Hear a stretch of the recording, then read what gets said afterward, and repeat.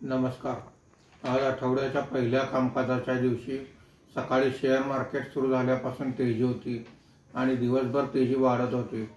आज जी मार्केटमध्ये तेजी दिसून आलेली आहे त्याची तीन मुख्य कारणे म्हणजे बँकिंग स्टॉक्समध्ये आज तेजी आलेली आहे। बिहारमधील निवडणुकीच्या निकालामुळे सेंटिमेंट एकदम पॉझिटिव्ह आज झालेला आहे।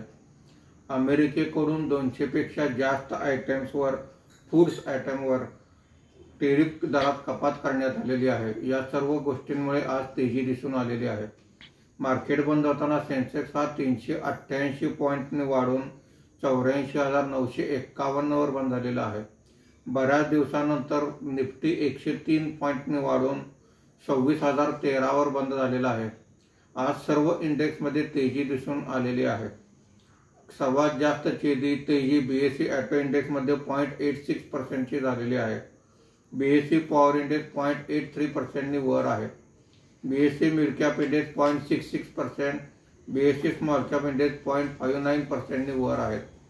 आजच्या कामकाजामध्ये निफ्टीमध्ये वाढलेले मुख्य शेअर्स पुढील प्रमाणे: Tata consumer product 1.82%, Max healthcare 1.68%, Eicher motor 1.55% अशी वाढ आहे। आज निफ्टीमध्ये घसरलेले मुख्य शेअर्स पुढील प्रमाणे: टाटा मोटर्स पॅसेंजर व्हेइकल्स 4.73%, अडानी एंटरप्राइजेस 2.18%, जिओ फायनान्शियल 0.92% असे घसरण आहे।